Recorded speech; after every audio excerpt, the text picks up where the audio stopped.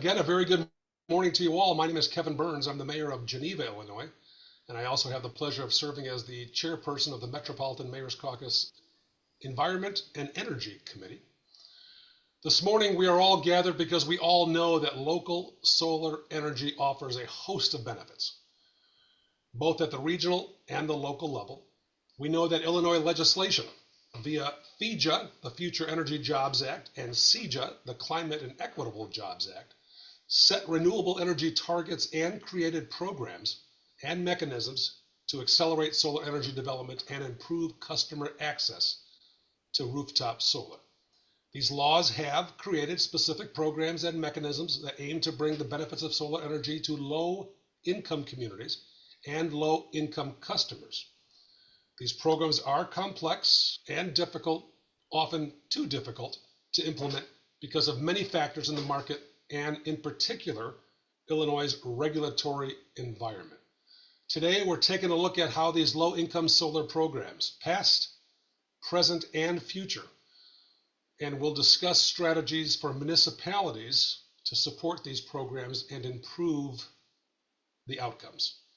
First, we'll look at the Illinois Solar for All, now in its sixth year, created under CEJA. Next, we'll hear from our friends at ComEd about new low-income programs that they are offering and proposing. And finally, we'll hear from our best friend in the whole world. I call him Professor Mark Pruitt, the caucus's energy consultant who will connect all these dots. So without further ado, please welcome my friend, Mr. Jan Goodell, Associate Director of the Illinois Solar for All. Mr. Goodell, the floor is yours. Thank you, Kevin. So let me get the right screen up and I will see if this works. Does that work for folks? Can you see my screen? Looks good. Looks good. Just switch to presenter mode. There you go. Perfect. Okay, perfect. Great. So I'm going to talk a little bit about the Illinois Solar for All program. We're actually in our seventh program year. When we first launched, we actually had two program years condensed into one. Forgive me for that. So yeah, we're heading towards 7 program years under our belt at I think the conclusion of May 2025. So here's our agenda. I'm going to talk a little bit about the different sub-programs within Illinois Solar for All, the benefits that the program brings. I'll also talk about the approved vendor role and requirements. Approved vendors are very important. They're central to the way that the program works. And then hopefully we'll have a little bit of time for some Q&A. But what is Illinois Solar for All? So there are 2 flagship state solar programs in Illinois. Illinois Solar for All, or ILSFA, is one of them. The other is Illinois Shines. That's led up by our friends at an organization called Energy Solutions. And both Energy Solutions and Elevate, which is the organization I work for, we are clients of the Illinois Power Agency. So both programs are overseen ultimately by the Illinois Power Agency. So what's the goal of ILSFA? It's to provide incentives to bring solar to income-eligible households. So those are our low-income households within the state, as well as nonprofit and public facilities. So ILSFA makes solar installations more affordable for income-eligible residents, and it is the approved vendors or the solar companies that are vetted and registered with the program that actually drive the projects, and I'll talk a little bit more about that. But in terms of who's eligible for Solar for All, this slide covers the residential side of things. So we do provide incentives that cover single-family homes. So those households must have an income level of 80% or less of the area median income. Landlords can also apply for single-family properties that they own if their tenants are income eligible. So buildings that are 2 to 4 units, at least 2 of the units have to be occupied by households with incomes of 80% or less of the area median income. And for 5 units or larger, this falls into our residential large subprogram. at least half the units must be occupied by households with incomes of 80% or less AMI. So in this slide, we're going to talk a little bit about the nonprofit and public facility subprogram.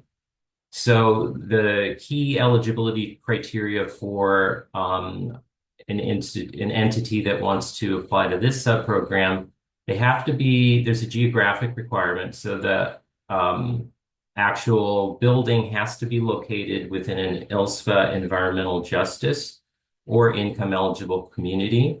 We have tools online, basically a map tool where you can plug in an address and find out if that location falls into either an EJ area or an income eligible community. An income eligible community is defined as having 50% or more of the households within that zip code being at 80% or less AMI.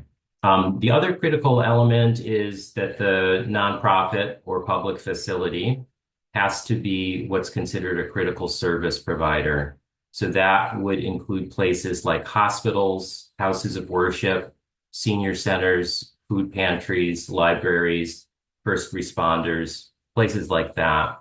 And if you do not, we do have a list of critical service providers online and also within our approved vendor manual. And if you do not see the entity type within that list, you can actually apply to become a critical service provider. But the key key criteria there is that more than half of the services of whatever entity is applying have to provide these services to income eligible or environmental justice communities. And then let's see, third bullet point, be a public facility that hosts a department or agency that is a critical service provider. And lastly, demonstrating community engagement. So we do, within Illinois Solar for All, want to see that the value of the solar project does extend to the community. So this demonstration is usually accomplished through the provision of a letter of support. So some entity within the community that represents the EJ or income eligible communities would provide some letter of support with the project application.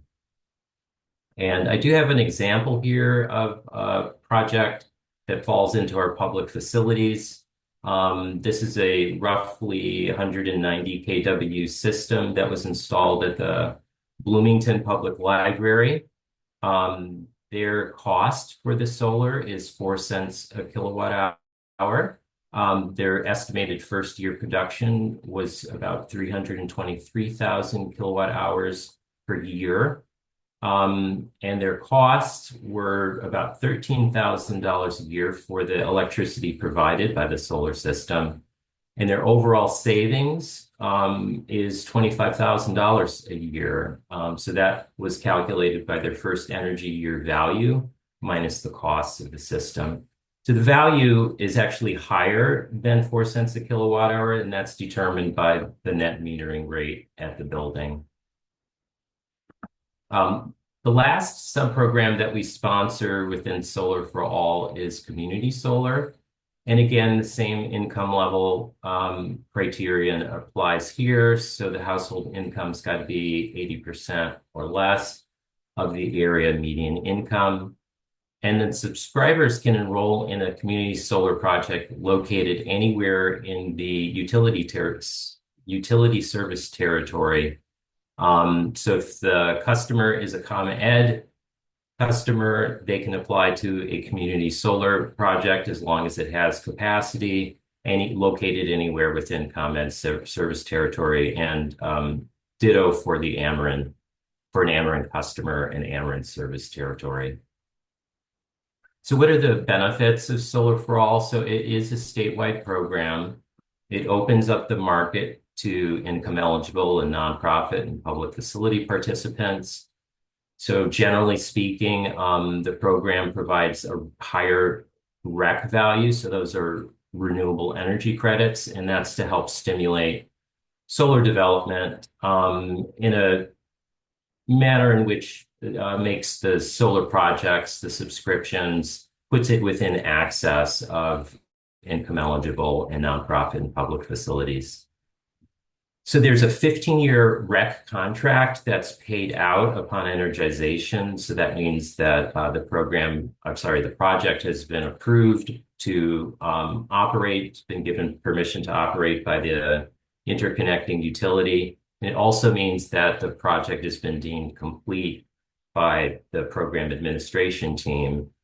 So we would need to see that not only is the project online, but that the RECs are going to be allocated to accounts of the REC contract buyer. And within Illinois Solar for All, the RECs are bought by one of the investor-owned utilities or the Illinois Power Agency. Solar for All also aligns with mission-driven companies, and it helps support renewable energy job creation throughout the state. So how does the program work? We ensure equitable participation. So we want to make sure that the projects are reaching income-eligible residents as well as nonprofits and public facilities that serve income-eligible or environmental justice communities or both. Participants will see guaranteed savings. So through the program, income-eligible participants see no or low upfront costs, and ongoing costs and fees will not exceed 50% of the value of the energy generated from their solar project.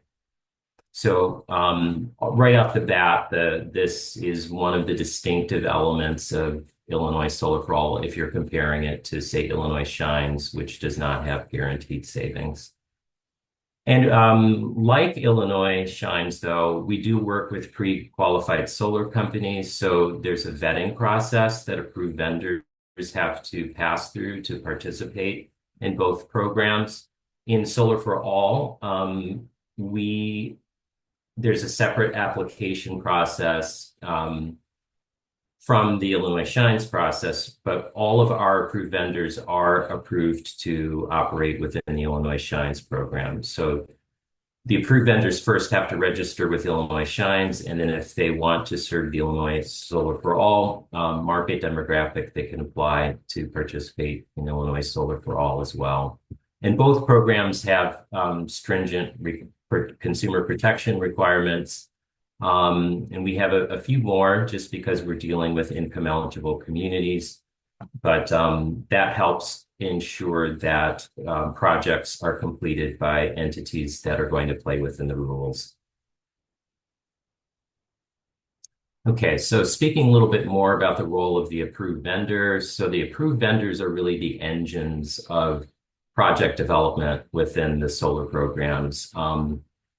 We do not install, in the role of the program administrator, we do not install projects ourselves. That is really driven by approved vendors who generate their own customer pipelines. They find the sites and customers. They do a screening to assess site suitability for projects. They complete all of the Illinois Solar for All project applications on behalf of their customers. And then if there are issues, they are committed to resolving those issues to move the project forward.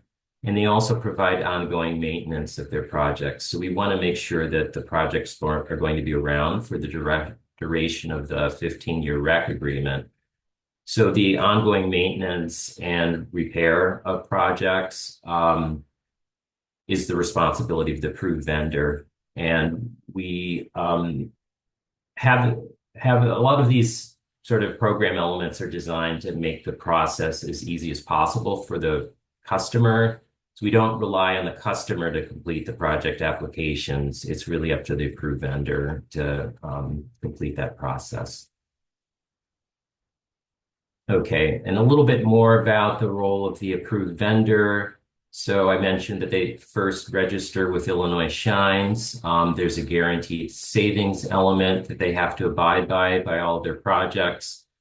They have to abide by our consumer protection guidelines. So this means being transparent with standard disclosure forms. So those forms distill key elements of the customer contracts in a way that a customer can compare apples to apples. So this is a requirement actually amongst both programs, Illinois Shines and Illinois Solar for All.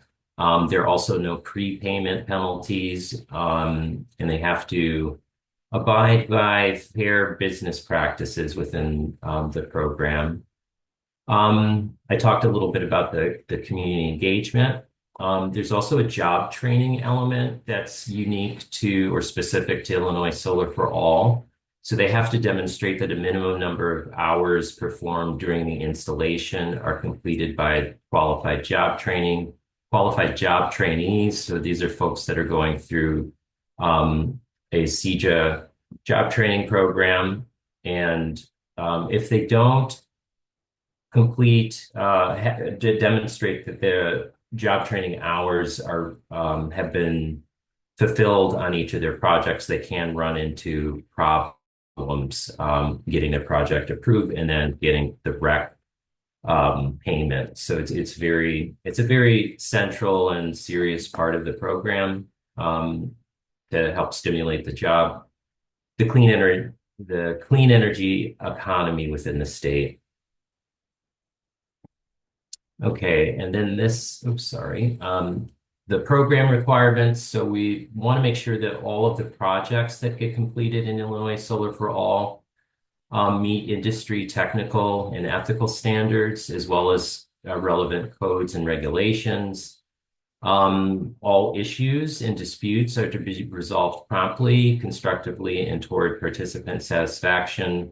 So our team, as well as the IPA, take customer service very seriously. So any kind of issues that arise, our team is on it and working with the approved vendors very quickly. The approved vendor must submit accurate documentation to the program administrator and meet prevailing wage and trainee work requirements. They also have to maintain collateral requirements. So this is related to the REC contracts that are affiliated with their projects.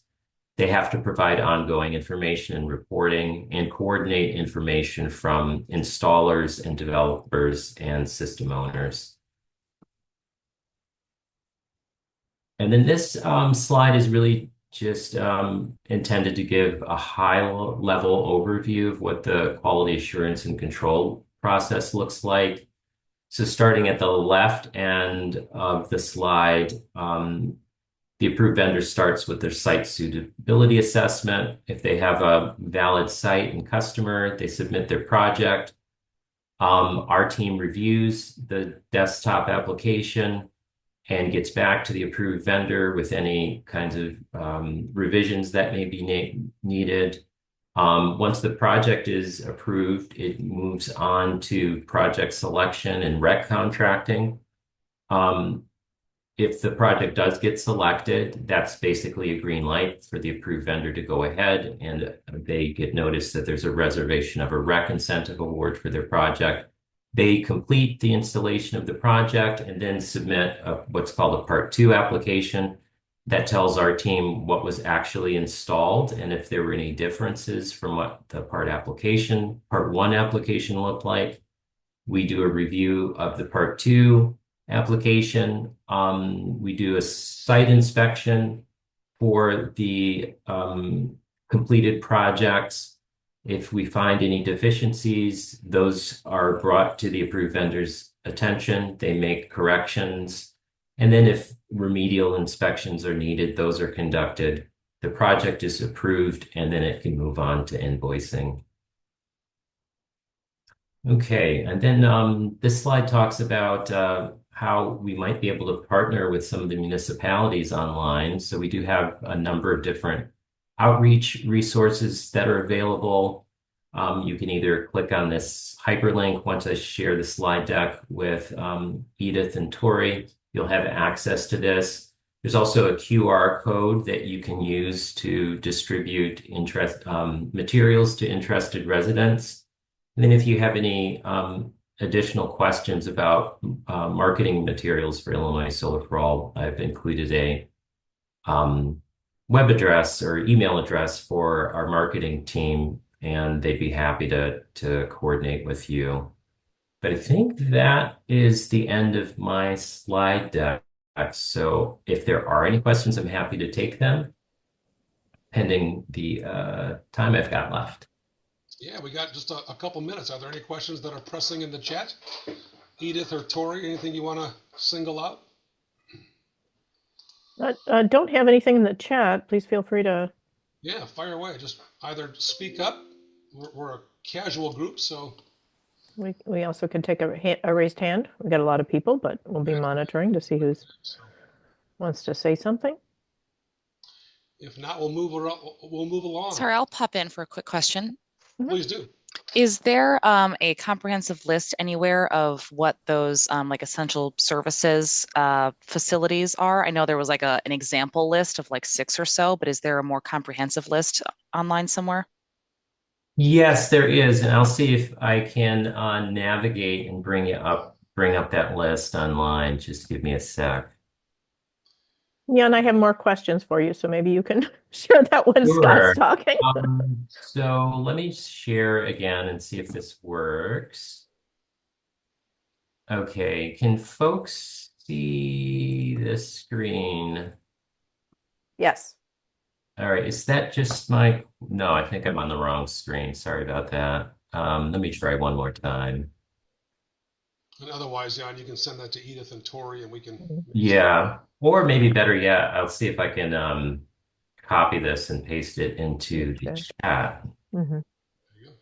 As always, we'll put a series of resources on the Environment Committee page after the meeting, including the slide deck. I was more thinking like, what are those agencies that are like active and part of those response systems, but might not be like the distribution center for like an emergency management? Mm-hmm. Looks like it's there in the chat. Great, thank you. Moving on to the Equitable Energy Upgrade Program for low-income solar. Kevin, can I just ask Jan a question just on, Sure, can you talk about the timeline and the number of projects that are out there? What is, so that you presented lots of steps there. What's the timeline from project inception or from when Yeah, that's a good question. It really varies a bit from approved vendor to approved vendor. So one thing is we don't always see what the sort of development cycle looks like before an application is submitted into the program. But I will say that there's, I believe, an 18-month development window. Once there's a project application is approved, the approved vendor has up to 18 months for nonprofit projects to complete them, and then I think up to 2 years for community solar. Yeah, we like to see projects move as quickly as possible, but depending on what's going on with access to supply chain, we definitely noticed a slowdown during COVID. Lots of us requests for extensions just because the supply chains were really messed up during that period, but things seem to be moving at a good pace now.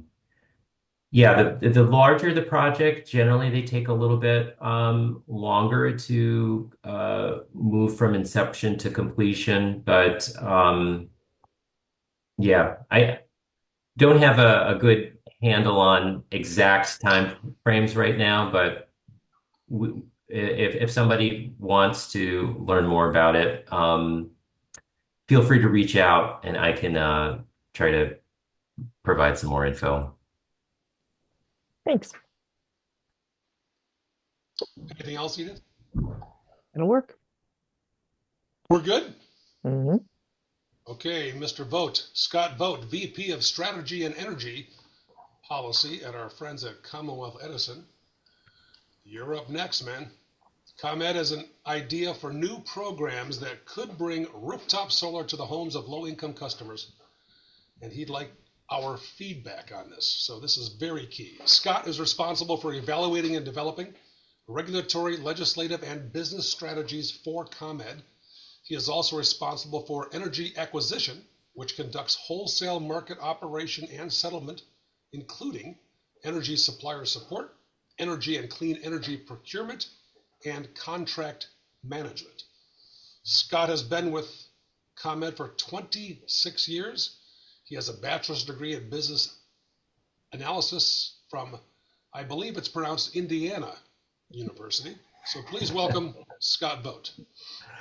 Thank you, Kevin, and thanks for the wonderful introduction. And good morning, everyone. And I want to thank Kevin and Edith for setting this up and allowing us to come in and participate. Because as Edith said, I do have a question for you all because I'm looking for help on this program. So I want to walk you through kind of what we're trying to do, but this is going to require partners across the spectrum, and you all can help us launch this program. But I think what Jan just talked about set up very well what we're trying to do. And when we think about equity, we have a lot of programs in Illinois that try to level the playing field. And this is one of my favorite slides that talks about equity and how do you levelize things for folks. And this is beyond just creating the same treatment for people or creating an additional incentive, which is really where we are in this middle box for Solar for All, because we have extra REC payments and higher prices for RECs for low-income customers to help them take advantage of solar. But at the same time, if they don't have an upfront payment or they don't have cash available to get the process started, they can get stuck. So what we're trying to do is eliminate this fence for low-income customers, and frankly for all customers, to for a program through the Equitable Energy Upgrade Program, which was part of FEJA, to help accelerate solar for customers and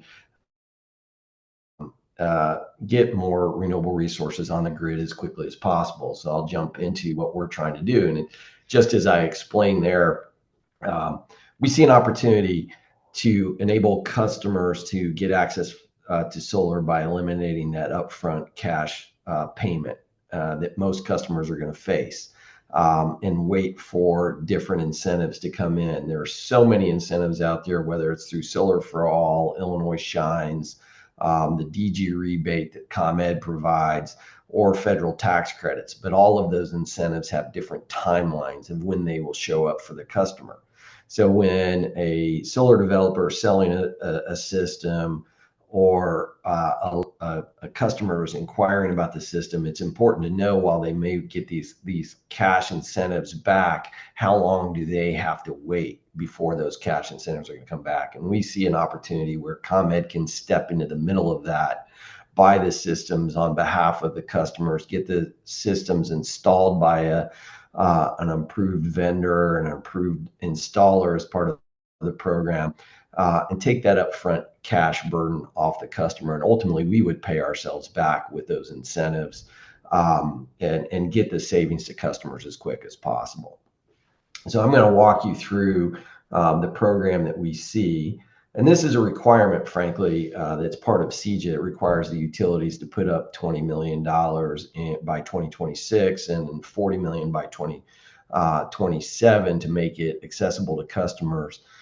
We think we may be able to do more than that. We think we may be able to do it sooner than that. We are waiting for some guidelines to come from the ICC in the state to set the program up, but we anticipate that happening in 2025. So just to kind of give you the high-level overview, and I think Jan did a very good job of talking about the incentives and the eligibility and things like that. But to simplify it, an average system today, rooftop system, costs about $3 a watt. Now, the average system size tends to be about 6 kW, so 6,000 watts. So $3 a watt times 6,000 watts says the average customer's got to pay $18,000 to acquire a solar system on their roof. That's not an insignificant amount of money to come up with in order to start the solar journey, if you will. When we look at available incentives, so for the non-LMI customer, those incentives cover all but about 71 cents of the cost of installing the system. So that would require some financing for the non-LMI customer, probably about a 4 or 5 year payback. We have a plan eventually to help these customers install systems. But for an LMI Solar for All customer, the incentives actually potentially stack all the way to $4.25, which is significantly more than the cost of the system. So when you look at that and you say, wow, these incentives are out there today, but we've had very little activity on residential rooftop in the Solar for All program. And the reason for that is this initial barrier. Plus, it's hard for the developers to find the low-income customers. It's hard to get a low-income customer engaged in the program to go through all the steps that they have to do. And I think for us, the utility, we are uniquely situated because we're dealing with these low-income customers all the time on a month-to-month basis. We know who they are. We know where they are. And we have a relationship with them. So we think there's an opportunity for us to kind of facilitate, to step into this and help accelerate this market. And that's really what EEUP envisioned in CEJO was all about. We've also looked at storage to say, okay, well, can we do solar plus storage, and what are the incentives there? You can still see, even though the cost of the system goes up by adding a storage device to the solar system, we still think there's enough incentives available to pay for the full cost. There is a little bit of question over here on these ITC, these tax incentives, how the new administration is going to deal with those. I think we're pretty confident that the 30% base investment tax credit will remain, but some of the additional adders, like the disadvantaged community adder, which is an additional 10% tax credit, may go away. The domestic content adder may go away. But if they stay, most of ComEd's service territory is covered by a disadvantaged community, or qualifies as a disadvantaged community in the ITC realm for these tax incentives. So that gives us additional incentive to pay for these costs. But the barrier that we see for customers that we think we can deal with is, I don't know what just happened on my screen. What is going on here? Teams is acting up. Apologies. Wow. Anytime I click over there, what is going on? Teams is jealous. I'm not going to move my cursor now. I'm just going to talk off the screen. I like to point as I talk, but okay. I don't know what's going on. But a typical scenario for a customer installing a system, the payback or when these cash incentives can appear, and this is the upper right chart on the slide, is somewhere between 4 and 15 months. If you install your system towards the end of the year, you can get your tax credits in April, say when you file your tax returns and you get your tax returns back. Usually the IPA pays REC contracts in about a 4-month period. But somewhere between 4 and 15 months is the timeline to get this cash back, which means a customer who's putting this money up front to acquire a system is going to wait 4 to 15 months to pay themselves back. We have the ability, we have the balance sheet to step into that and help customers through that financing by paying for the systems ourselves and then waiting for that cash to come back. When we look at what's the benefit to the low-income customer, our average low-income customer pays $99 a month.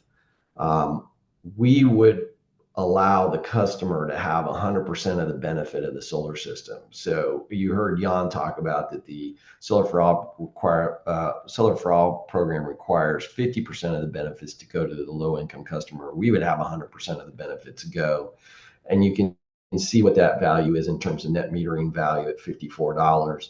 There's additional value that a customer will get through capacity value of about $11, given the high price in the capacity market now. So we can reduce a low-income customer's bill from $99 down to $35 with a typical solar system on their roof, which is a significant cost savings for that customer. And that cost savings will last for 25 years or longer, depending on the life of the system. Systems generally last 25 to 30 years.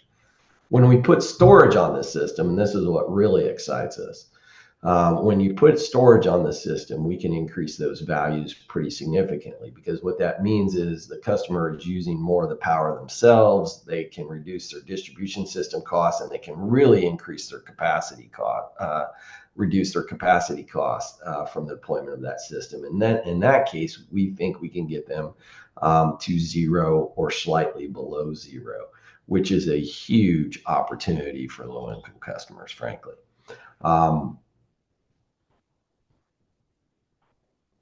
We've done initial work, and this is really where it comes to the ask, is what we're trying to get smarter about. Part of our opportunity, we think, of running this program out is using the information that we have about customers, how customers use power. We can do the analysis of the customer's bill, just like what I showed you, on a customer by customer basis, to evaluate what the production profile is for the customer, what the value of solar is for the customer, and what their future bill savings will look like.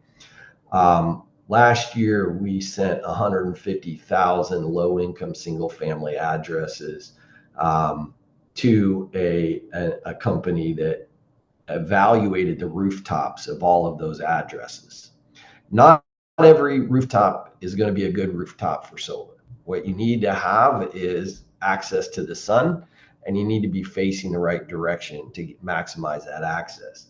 So when we evaluated those 150,000 addresses, we found 49,000 addresses that have high production capability, meaning that they have a capacity factor greater than 11.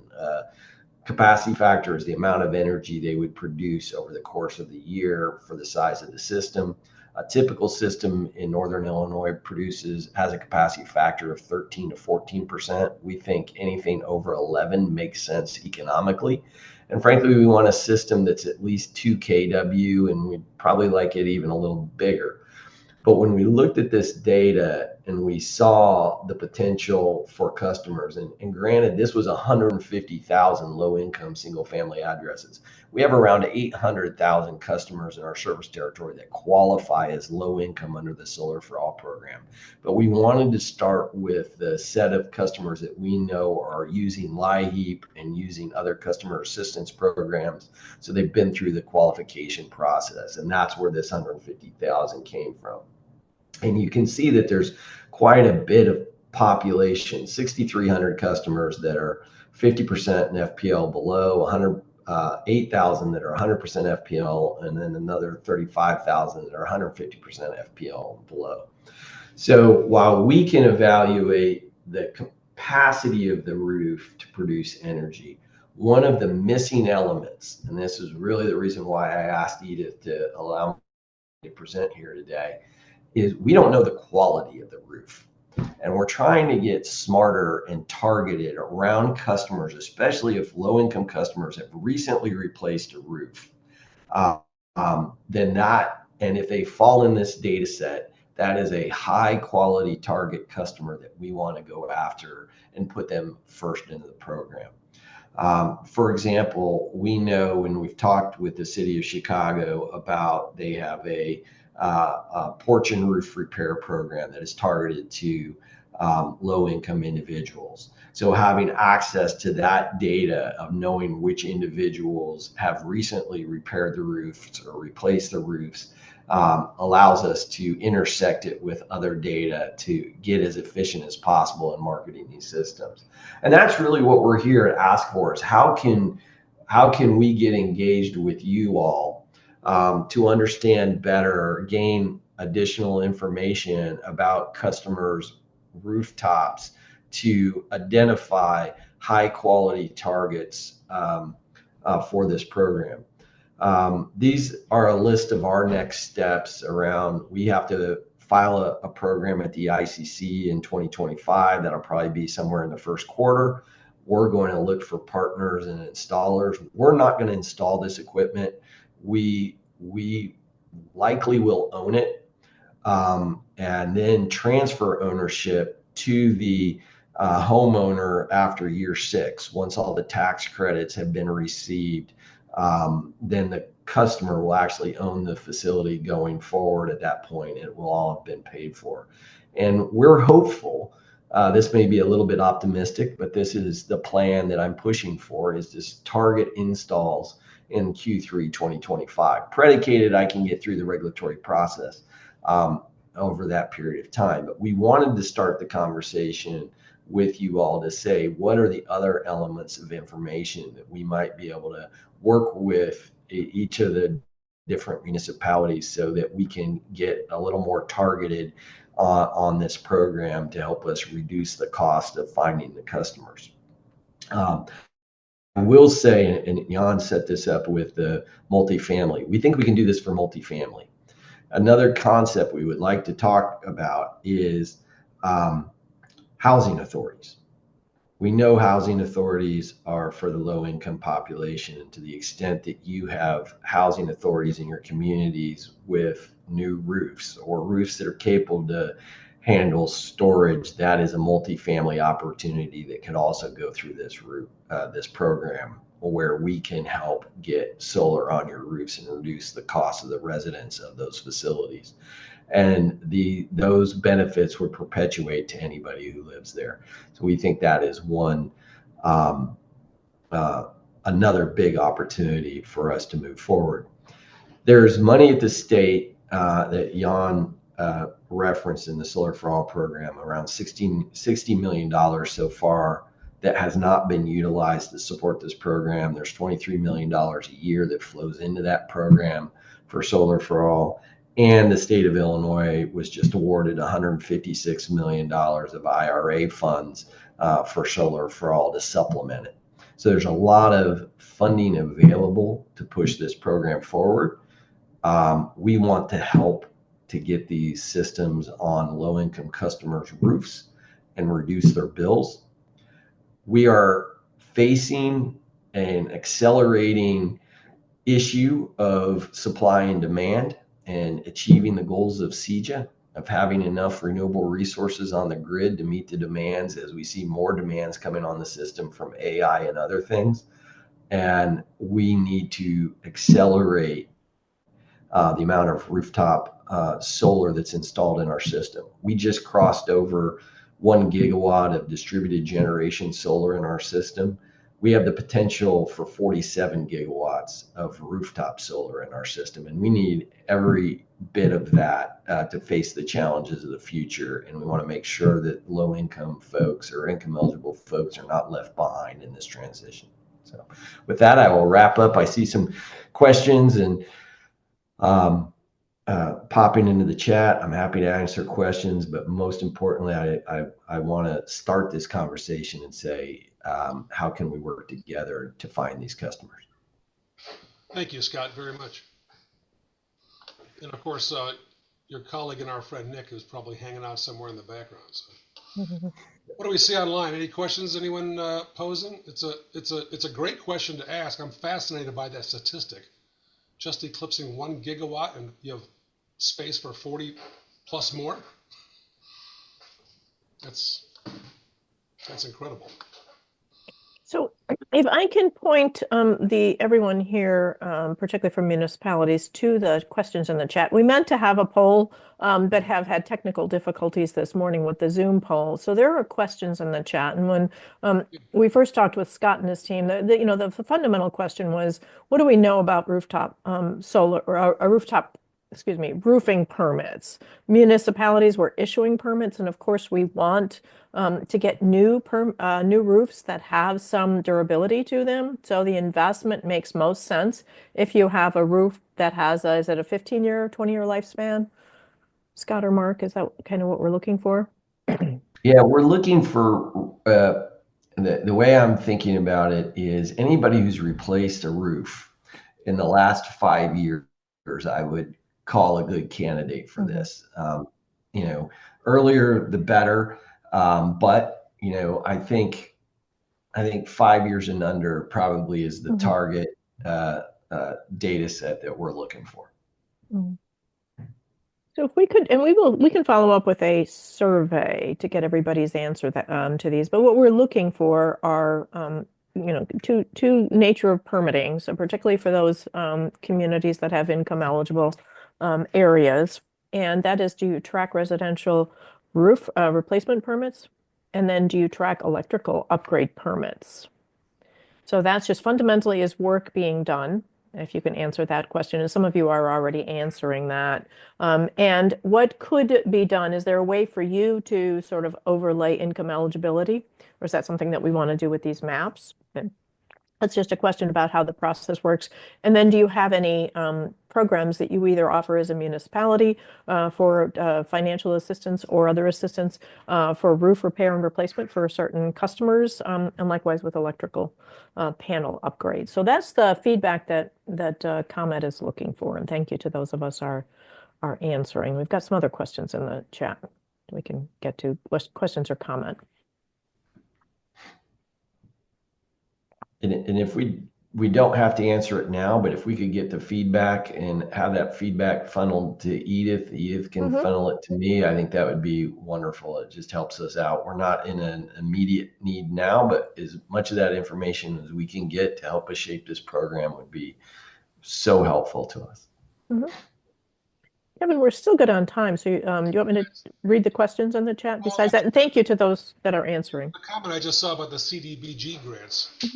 That's if you want to rattle that, that's interesting because I serve in the CDBG here in King County. Yeah. It's a great conduit. Jason, do you want to make your comment? Come off mute.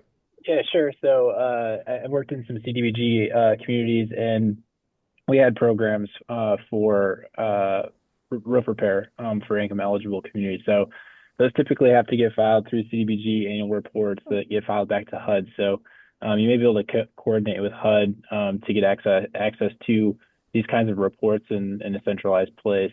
That would certainly have a lot of overlap with the income eligibility, just both for residents as well as communities. Thank you. We have a question from Mayor Booker in Maywood. Mayor Booker, not a question, but a comment. Do you want to come off mute and make your comment? Otherwise, I'll help.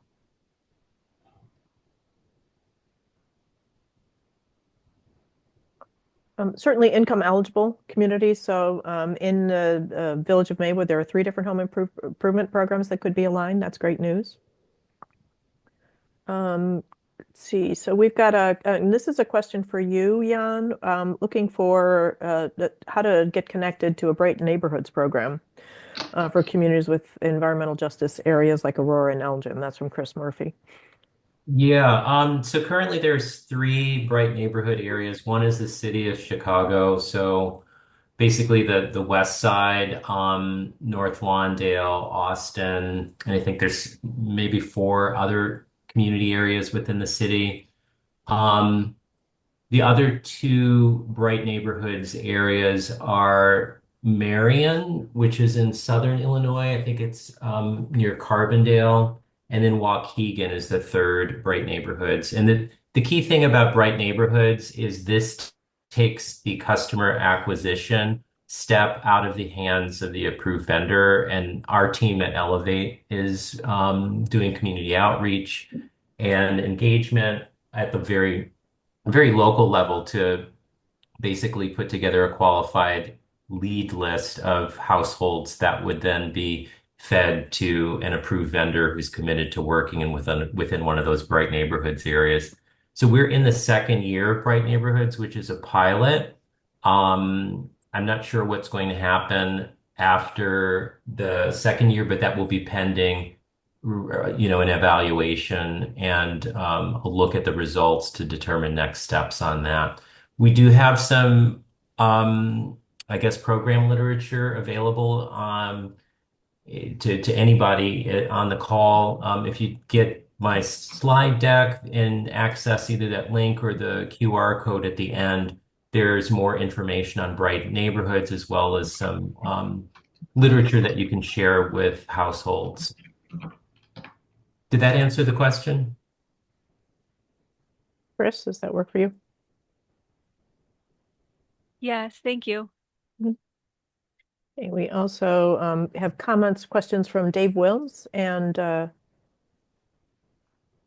have one more. Dave. Hi. Yeah, Bob Israel. Go ahead. Hey, Dave. All right. Yeah, I had a question about multifamily buildings where you maybe have 4 to 6 units in a single building. To try to put solar that is broken up into 6 different individual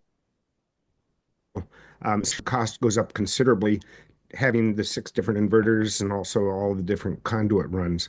Would it be possible for ComEd to link 4 meters on a single building, and the owner of the building puts in 1 solar installation with maybe 1 inverter, which reduces the cost, reduces the complexity, and then divide the production of that solar installation between the 6 different residents equally? Yeah, yes, actually, it's a wonderful question, Dave. And we're actually working with a company called Illume. And Illume is working with Elevate, and we're working with the IPA. They actually have a device where you have a single inverter, and they run the power through this device that then splits the power to an individual meter on a multifamily building. Mm-hmm. And that will allow for individual net metering to happen in each of those residences, so that it does reduce the cost pretty dramatically by not having this. They are still splitting at the meter box, but because where those meters tend to be located in the same place, they can get some efficiencies from their SolShare device and set it up. So we've been working with them. They're based out of Australia. They have a lot of projects in Australia, and we're trying to get them through the regulatory process here because we got to make some tweaks. But I see that as a huge opportunity. And when I first heard about it, my mind immediately went to residential housing authorities on those types of buildings, because there's always going to be a low income customer in that residence, and how to continually provide clean power to them through net metering and give them the benefits. So, right. Yeah. Well, thank you. Okay.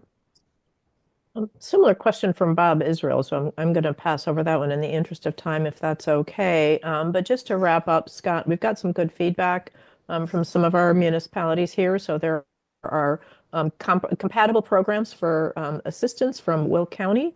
We're seeing a little bit in Park Forest and Maywood. Mayor of Maywood, Mayor Booker wants to get in touch with you. So there's some good feedback right away. And most of our communities are responding that they are tracking permits, less so for income eligibility, and then limited resources for those financial assistance. But it sounds like there's a there. So we'll certainly work with the rest of the municipalities to get a survey out and follow up a little bit. So. Thank you so much. I did put my contact information in the chat. Shoot me an email if you'd like to talk in person. I'm happy to, and I look forward to, and I very much appreciate Edith for you setting this up, and Kevin for allowing me to participate. Unfortunately, I have to run and head off to my next meeting, but thank you so much. And I look forward to learning more about the programs you have and continuing this, and look forward to a good partnership with MMC. Thank you very much. Thank you. Thank you, Scott. Well, ladies and gentlemen, next we have the pleasure of introducing or reintroducing all of you to our good friend, the Caucasus energy consultant, none other than Mark Pruitt, principal at the Power Bureau. As all of you know, Mark crafted our award-winning Community Solar Clearinghouse Solutions program, which has 23 municipalities participating and 1,300 residential subscribers. Mark also taught the ever-popular and difficult-to-understand Energy Academy, which is still available on the Caucasus website. I would encourage you to either review it again and or share those links to anyone interested in the whole complexity of the energy world. Mark is the principal, as reference, of the Power Bureau, where he works with a wide range of clients and partners, including IIT, Argonne, Northwestern University, and the Illinois General Assembly. That alone gives you a gold star, Mark. He's the former director of the Illinois Power Agency, which currently manages renewable energy procurement for the state's utilities. Mark's going to lead us on a great discussion regarding all this and what it means and how municipalities can benefit and get involved. So with that, Mark, the floor is yours. Great. Hello, everyone. It's been a while. Can someone give me a thumbs up and let me know that the slides are showing? Oh, Looks great. good. Thank you. Even after all this time, I still have operator error.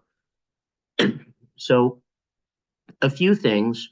I'm gonna just invite you to appreciate the level of complexity for solar development that's been presented to you so far from ComEd and from Elevate, and they're not exaggerating. I mean, this is not intuitive or easy. So, hats off to the people who make this work.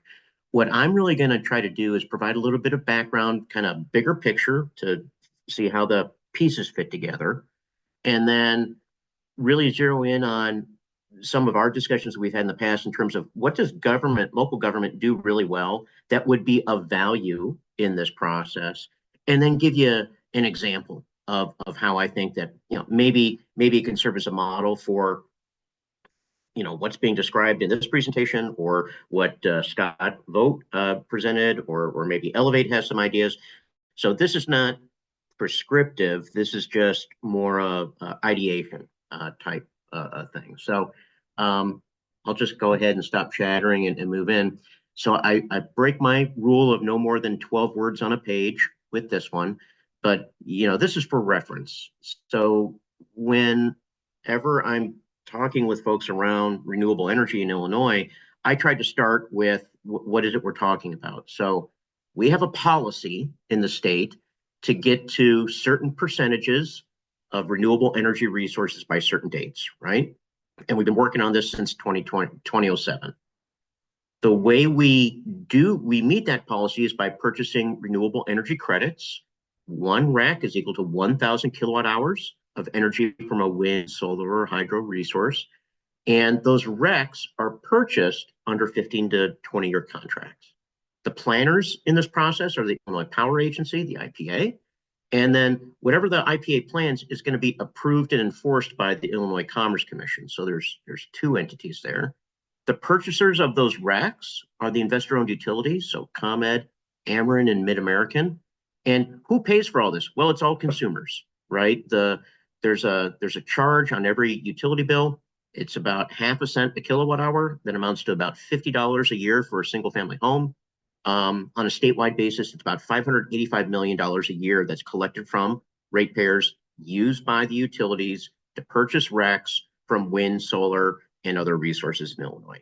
So that's the setup. So what's the method? Well, the IPA issues a plan, and you can see the hot link down at the bottom to the most recent long-term renewable resources plan, the LTRRPP, rolls off the tongue. And what you see here is that the time frame that the IPA is anticipating entering, negotiating these REC contracts for volumes that build over time. And you see that each year they're layering in more and more volumes. So the idea is to get up to that green line that you see that's above where things are today, 24, 25, and eventually exceed that. You can see that there's quite a ways to go. So what do they purchase? Well, it's mostly wind and solar. I know that they could do some other things like hydro or landfill gas and a few other things, but in reality, the IPA is really looking for solar and wind resources, and the majority of those being solar. So that's why we're talking about this with a solar focus for today. So what's the status? Well, the status from the IPA's perspective is they've identified in this graph where their RECs are coming from. So all the yellow bars are RECs that are yet to be procured, right? That's what they're entering. That's what they're planning and then running auctions and managing programs through Elevate and others to fill those yellow bars. Beneath the yellow bars are all of the contracts, the long-term sources of RECs from long-term contracts that the IPA already has in place. So again, it's just another way to show that they're going to be purchasing and increasing their volumes over time. The majority of these new RECs will come from solar, and that's all going to be part of the ongoing process from the Power Agency, the Commerce Commission, and then handed off to the utilities for contracting and payment. So what are the flavors of solar that we're talking about? I just wanted to throw some terms up here so that, they're used somewhat interchangeably, but this is just a vocab list. So behind the meter is also rooftop solar. It's also called distributed generation. But this is where electricity from solar panels is generated and consumed at the same site, and any excess electricity flows into the utility system and generates a credit for the customer in their next billing cycle. So this is your typical single-family home. Put solar on the roof and let it power your home. That's behind the meter. Community solar is also called shared solar or a solar garden. And this is where a larger solar resource is built on a large roof or in a cornfield, and its output is delivered to the utility, but the utility takes that output and then allocates it to the accounts of individual ComEd customers called subscribers. So it's as if, so you get a credit on your bill that looks as if you were generating electricity on your own roof, but you don't have anything on your own roof. It's all at the community solar farm. So this is a book transaction. You don't have to do anything really fancy. This is what the mayor mentioned in terms of our CS Squared program, where we work with local municipalities to find the right suppliers and put them together with subscribers in their communities, and have had a pretty good success here. So a subscriber, after receiving these credits, gets a bill credit from ComEd. So they're not moving the electrons. They're just saying, okay, the power was generated here. We're going to credit it over there, and we're going to put a price on those credits, and the customer gets to share their revenue from those credits with the developer. So it's a little bit of a managed process, but it works. Lastly, you have utility scale solar. These are the grid connected, very large solar farms, wind farms, and the like. They generate a lot of electricity and push it out into the high voltage transmission system where that electricity is blended with all the other generation within the region. So those are the three flavors.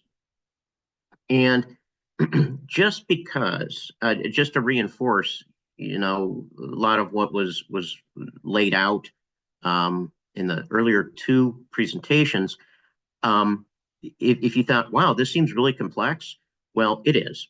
What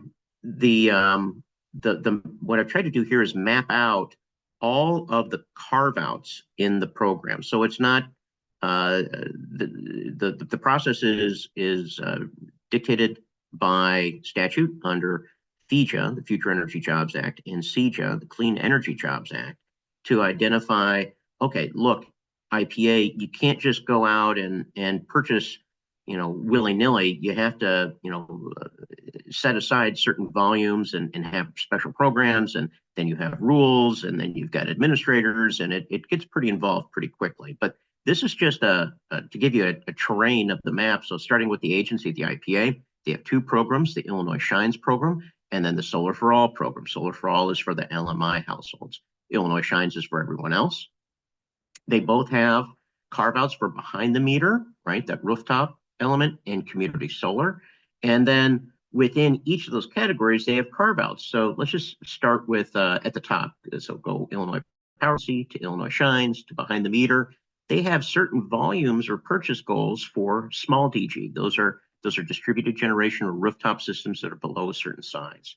Then they have a public school DG carve out where they want a certain number of projects to be done at public schools. Then they have large DG, which would be like a larger behind the meter project at a manufacturer or a refrigerated warehouse.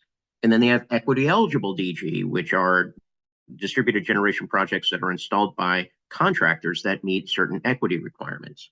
So, you can see that there's a pretty wide variety here. It takes some management to move through all of this. And, from my perspective, I understand the policy goal here, but, the policy result is that tends to be a lot of duplication rules and confusion on this type of an arrangement. And I think that that's a key element for why the RPS or progress on the RPS in Illinois has been a bit slowed. But that's not for us to solve today. Ours is to say, okay, can we operate within this briar patch? And I would say, yeah, we can. So where I think local government adds value is there are 3 essential elements for every solar project, and those are listed in the left-hand column here. You need a host. It's a place to put the solar equipment. You need an off-taker. That's somebody who's going to take what that solar resource generates. And then you need finance. So from a hosting perspective, that's going to be the same, regardless if it's rooftop solar or community solar. You need access to sunlight. Scott mentioned these. It needs to be appropriately sized. It needs to be undisturbed for 15 to 20 years. So a newer roof or undeveloped land would be best. What's interesting is that the roof or the undeveloped land can be purchased or leased, especially if it's going to be a community solar project. You need zoning and permits, and then you need to have connectivity to the utility infrastructure. I've had a lot of clients, park districts say, "Hey, I've got all these picnic shelters that I'd like to put solar on," and that's a great idea. The challenge is that tend to be very remote, and they're not proximate or close enough to ComEd infrastructure that can allow for the flow of energy to and from and through that solar array. So there's a lot of selection that has to go in here. Then you need an off-taker. The off-taker could be for rooftop solar. It's going to be the host is also the off-taker. They need to be paying a utility bill. So Village Hall, if it's treated as a franchise account by ComEd, is not going to really be a good off-taker here because you're not paying a utility bill for those franchise accounts. And you really should avoid over-generating. I know that you can export surplus electricity back to the grid, but financially, it's just not a really good play in the long term. So you want to avoid that. For community solar, you need subscribers and all the requirements that go there. The finance, Scott had really good slides here of how these projects are financed, and all these things have to come together for a project to move. And if you're gonna get another 40 gigs of solar in Northern Illinois, you need to start solving for your real outliers here to say, okay, well, what are we really missing? Seems like finance is pretty well taken care of, but I think the municipalities could really help on the hosting and the off-taker side. And especially for the Mayor's Caucus, this is the hosting map for ComEd, and it's color coded. And what it's showing is how much additional solar can go into these areas. And all the pink areas out in the countryside, those have very low available hosting capacity because that's where a lot of community solar projects have located. So they're already connected to the ComEd grid, and they're taking up a lot of the space on that grid. Closer into the city, you see the gray, and that's where there's quite a bit of hosting capacity allowed. So that means that most projects in the Chicagoland area are probably going to be able to be connected to ComEd without the need for significant updating of the ComEd system. So you're in a good position from a project development standpoint. So moving on to where local government has strengths. Individual municipalities might disagree, and better than me, but I don't think that municipalities necessarily want to become solar developers. If you do, my hat's off to you, but I think most municipalities really should play to their strengths in this environment, and that's to focus on what we've discussed in our Energy Academy training, which is the control sponsor influence model. So control for municipalities means leading and innovating with what you already directly control. So that's municipal properties and your municipal spend, right? That's what you can do in-house on your own. Then municipalities can sponsor programs. That's where you're validating that this is a good idea and consumers should do it. So those are programs like municipal aggregation, that's intergovernmental resource sharing, right? Joint purchasing and like. Then the third layer here is influence. And this is where municipalities set standards. So permitting, zoning, development agreements.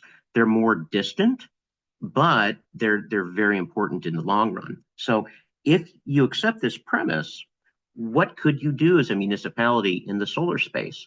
So in the near term, the things that you can control, you could find sites for on-site solar at your own facilities. You could host community solar on municipal property, rooftop or land or parking lot. There's a range there. Or you could find a long-term power purchase agreement for output from a utility scale solar project. These are all things you can do in-house. You could then move beyond that to sponsoring programs. That's where you see, say, this community solar opt-in aggregation program. The CS Squared program that we have is a good example of that. You could sponsor group buy solar. That's where the municipality leads an effort to find homeowners that are really interested in having solar. You band them together, you validate their qualifications, then you use the municipality's procurement system to find a developer and negotiate a good contract for those consumers so that they're not operating out on their own, right? That'll move things along quickly. And then influence. So setting your standards. SolSmart, which, hats off to Edith and the awards that have recognition that have come to the communities that have done the right thing on permitting. And then, working towards solar-ready building codes. Those are going to lead to long-term improvements in the community. So let's get an idea here. Let's say there was a village and they've got a village hall.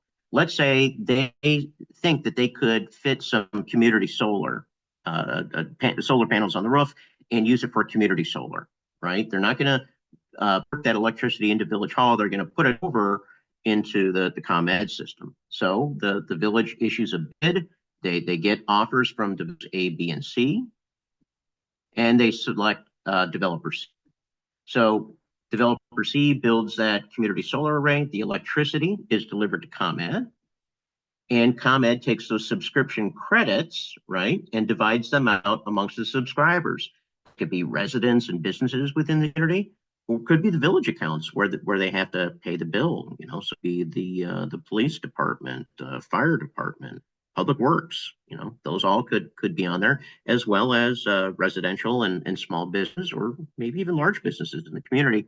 It's your program. It's up to you. One other thing is that developer could be required to issue payments to the village for the use of the roof at Village Hall. And this is a nice, dynamic, but yet manageable system that I think municipalities could master. The benefits are that you're going to be hosting community solar that's closer to residents, right? It's not out in a cornfield. It's local, and it can connect to the ComEd system efficiently. The off-takers wouldn't have to compete with all the other consumers in Chicagoland for those limited community solar resources, right? They'll be local and prioritized for local control. The developer gets access to, enhanced project incentives, right? It's probably going to be a smaller community solar array on that Village Hall roof, so the incentive level is higher. There could also be, depending on the community's economic profile, there could also be enhancements to the tax benefits as well. And then the municipality can achieve savings through its subscriptions or revenue through lease payments. So, in terms of how to pull it together, the policymakers, regulators, and developers in Illinois, they really want to accelerate deployments. There's a lot of tension and pent up interest amongst those parties. But consumers looking at this, be they LMI or higher income, doesn't matter. They're a bit overwhelmed by this process, and frankly, they're going to be suspicious of some of the claims that either the developers make or maybe even the utility, right? That's just based on their experience. However, when the local municipality steps in and does the validation and says, yes, this is a good thing. Yes, we're going to help you we're going to help you do your due diligence so you get a good option and a good contract and good opportunities. That really does aid in adoption, and it's a material contribution that you can do without having to take on ownership of the entire process, right? That's where I hear most municipalities coming from. They want to help, but they don't want to take ownership of this entire process. I would also note that, for community solar as well as rooftop solar, there's higher incentives for smaller projects. So even though you don't have 25 acres to put in a 5 megawatt community solar project, that's okay. You can have a community solar project that takes up only 200 square feet, 400 square feet, right? You can do that. And you're even though the cost of that project might be relatively higher from a price standpoint, a unit price standpoint, you're going to have higher incentives that are going to levelize that out. And then, we have experience, the MMC has experience in developing the opt-in community solar program. I think that a lot of the bones of that program could be transferred over and serve as a superstructure for other programs. And, maybe that's something you all want to discuss. So that's the end of what I had. I appreciate your time as always, and it's good to catch up with you all. Thanks. Thank you, Mark.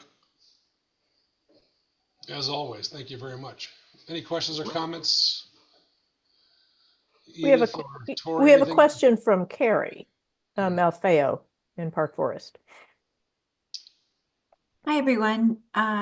Was just wondering, seeing as the police department is a franchise property, we're looking to go through rooftop solar through the Illinois Solar for All program. But seeing as we don't pay electricity bill, would we have to do the community solar route for that property? Well, not knowing all the details, I think you have two options. One would be to use that roof space as a community solar site. So instead of bringing that electricity into the building, you would instead wire that system so that it feeds out to the closest ComEd transformer, which is probably pretty close given it's a police station. So all the electricity would flow directly into the ComEd distribution system and not into your building. Your other option is to remove all of your franchise agreement accounts from ComEd, make them paid accounts. So instead of getting free electricity, you would receive a payment from ComEd in a value equal to what those credits would have been. And if that's the case, then you'd have a bill that you're paying. The solar would reduce that bill. You would still continue to get your payment from ComEd based on the pre-solar consumption level, and that might be a way to go. But you're going to have to pass an ordinance and those types of things. We've done this with Evanston. We know how to do it, but it is a bit of a lift. And I would say those are your two good options for you. I hope that's responsive. Thank you. Yeah, if I could just chime in on that. Mark is right. I think from the perspective of Illinois Solar for All, if you don't have a bill, you couldn't meet the savings requirement. So that would kind of make it a non-starter. The other thing to think about Solar for All is the geography requirement. So we've got unfortunately, a lot of great entities that could be considered critical service providers, but if the geography requirement is not met, so the actual building has to be located in an environmental justice community or an income eligible community. We've got tools online where you can plug in an address. That would also be something you'd have to meet to move forward with a Solar for All project.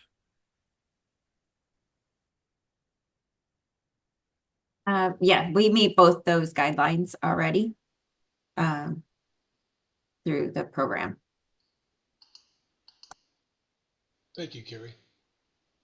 Anyone else?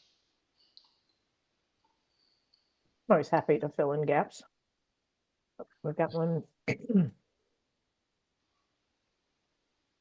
That was my going to be my question. So from Monica, what would a new municipal building need to consider for solar readiness in addition to solar access? And Mark, that was going to be my question, is if, in the idea of looking at municipal hosting of community solar projects actually fell off my radar, but Mark and I worked on a grant application a few weeks ago and proposed some small-scale, community-driven community solar projects that really sounded doable for most of our, certainly the income-eligible community. So Mark, can you talk a little bit about size, scale, just to kind of tick through what the requirement might be, as well as what a time frame might be?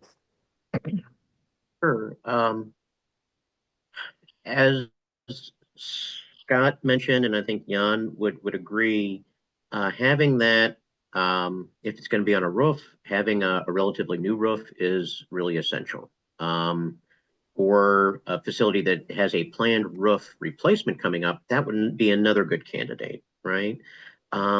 If it's a flat roof, you've got a lot of flexibility. We just would design things to move around any air handlers and provide access walkways and the like.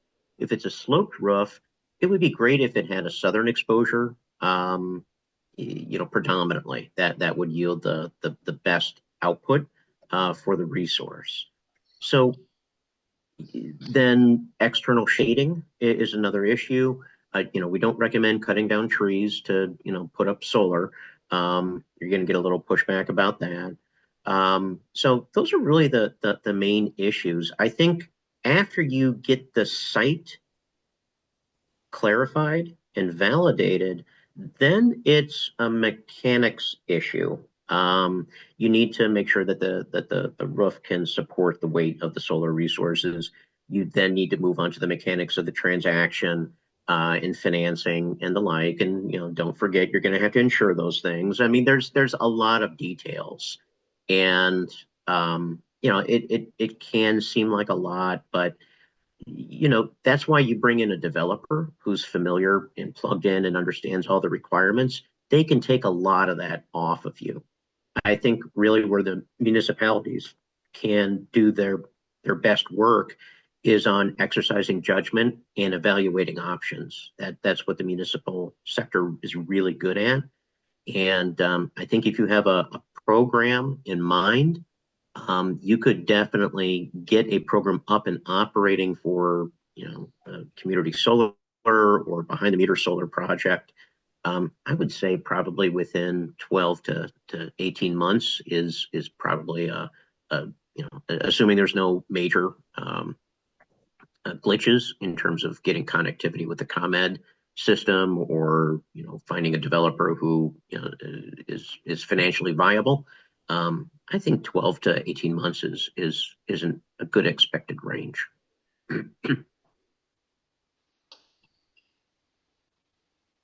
Thank you. And one more question in the chat from Robin in Glenview is, can a household that has rooftop solar also subscribe to community solar? Absolutely. Absolutely.